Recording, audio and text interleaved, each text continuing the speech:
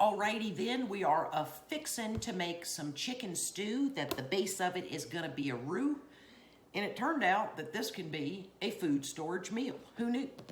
I found me some sliced bell peppers in my sucky bag from 2013 that we had grown. I take one red pepper, slice it into strips, so I always have red peppers. We grow them and then freeze them.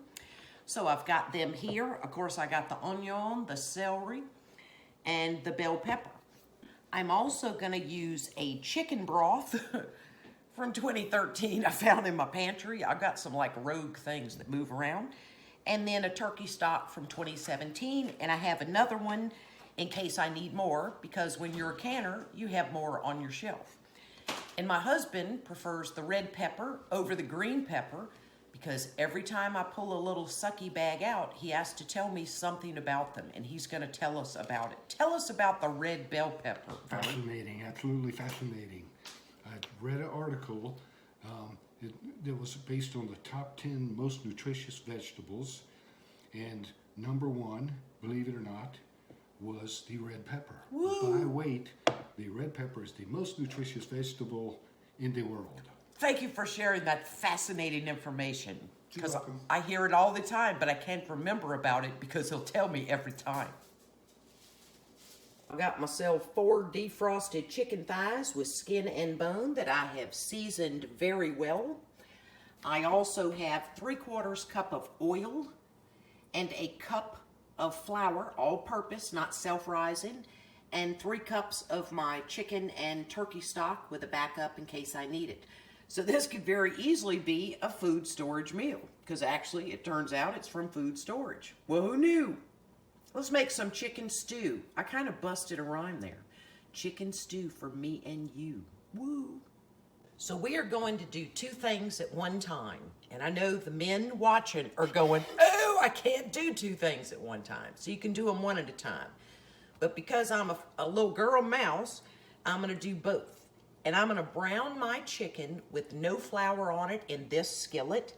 I'm gonna make my roux over here in this little Dutch oven, because I'm gonna cook my roux low and slow. And I am gonna have to turn on my fan that is right above your head, since you're a camera.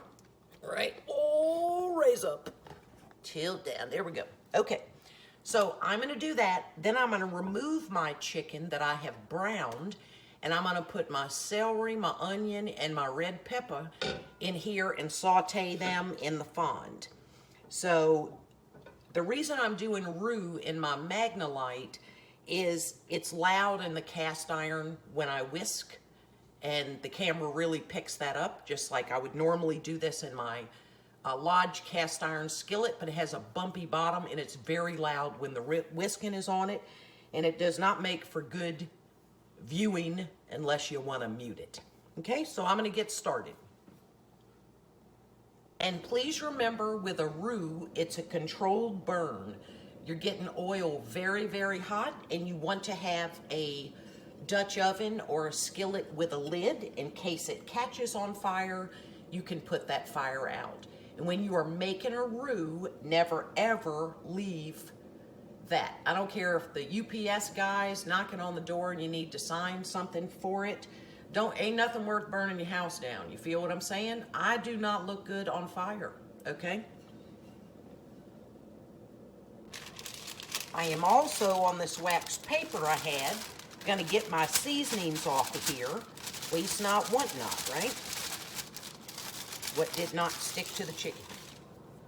Ain't hard, it's cooking. So I've got this on my super burner, and I am going to turn it down to low. And I'm gonna start out with my little olive wood, and I'm gonna start getting my flour in here. I've got the fan on right above your head, but that's just life. So I want this to be the color of a peanut butter.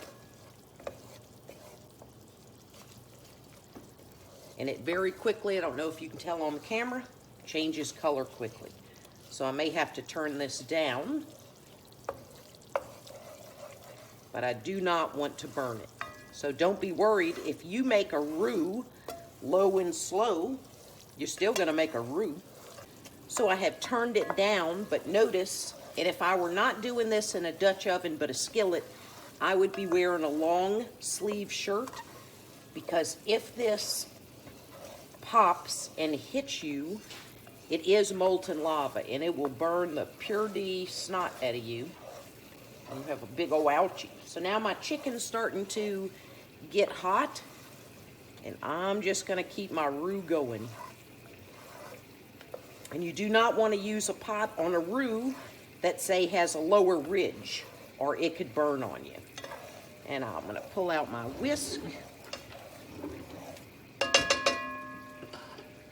Excuse my racket.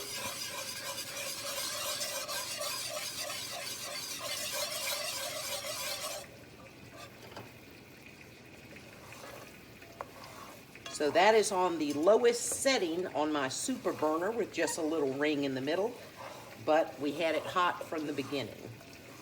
So making a roux is not hard. You just want to stick with it, because at any point you can burn this. And if that happened, all you do is start over. It's 3/4 cup of oil and a cup of flour.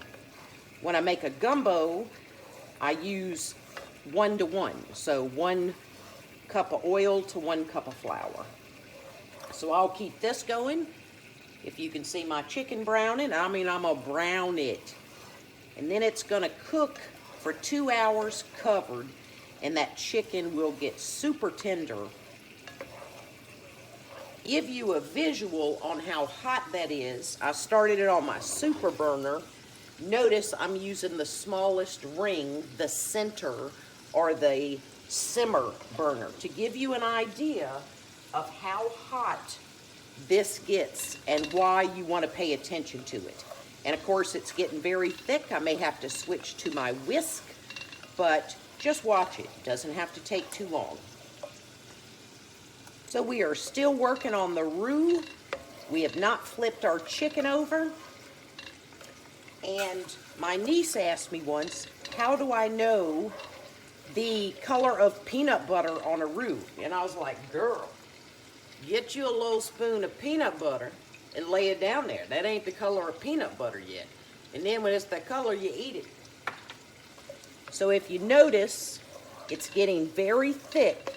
And as I drag my spatula, it leaves a little open trail. So if I left this for long, it's gonna burn, yeah.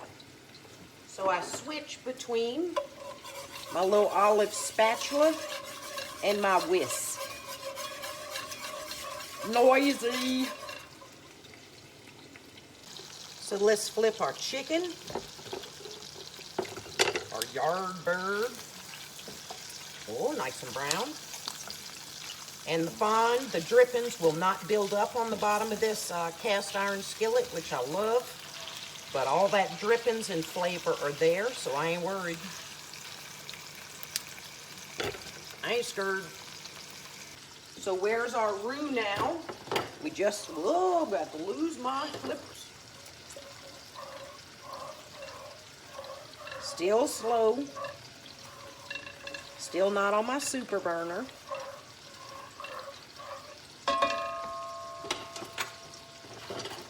I'm a mess today, good Lord. Okay, so we are not close to the color of peanut butter. Our roux is still ruined. In my opinion, my chicken has browned enough. I'm going to take it out. And then I'm going to add my vegetables in here. And when I add this chicken back to the pot, any of the drippings in this bowl, I'm going to add back. If I can pick it up, dang. I'm going to slip her little chicken. So it's going to get loud. So where are we on our roux color? It's slowly getting there. But there's our peanut butter. There's this. So I'm going to crank up my roux and get it to the color I want. Because it's warm over here.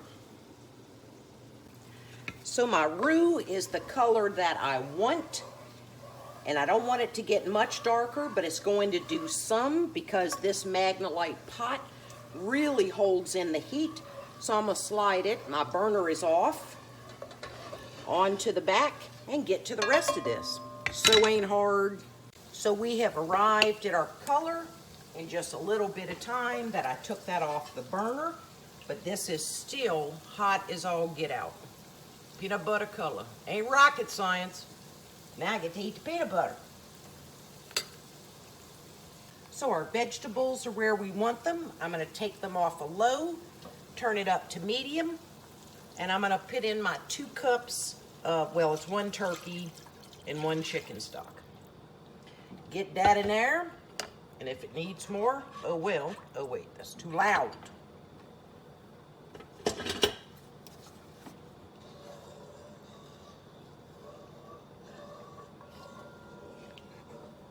And then we're gonna put our roux in this.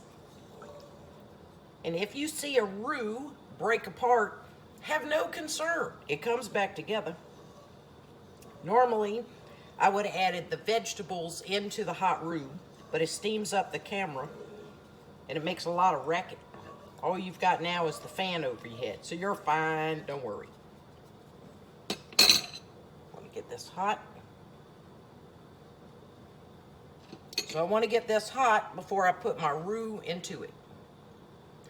Then it's just a matter of putting in our chicken, covering it, and let it simmer for at least 2 hours. Chicken stew. Stepping up to the plate with the assist now is turkey stock from 2017. If you ain't a canner, consider it. Woo, it's so good. Doesn't mean I have to add all of it.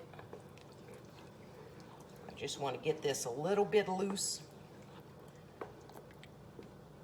Then I can cover what's left, put it in my refrigerator.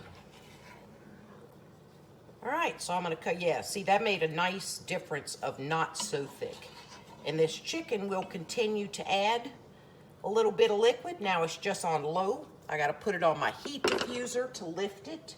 Well, I'm gonna make Vern do that because it's heavy. Cover it, cook it. Where's my lid?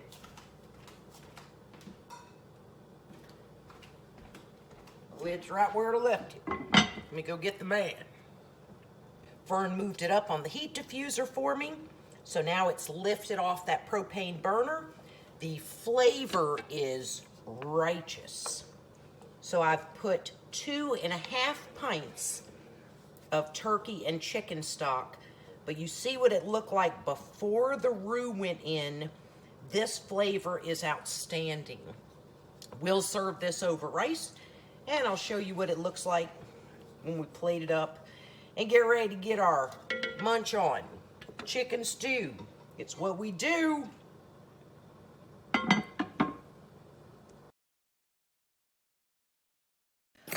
Alrighty then, it cooked for 3.5 hours because I had to go to the dog kennel.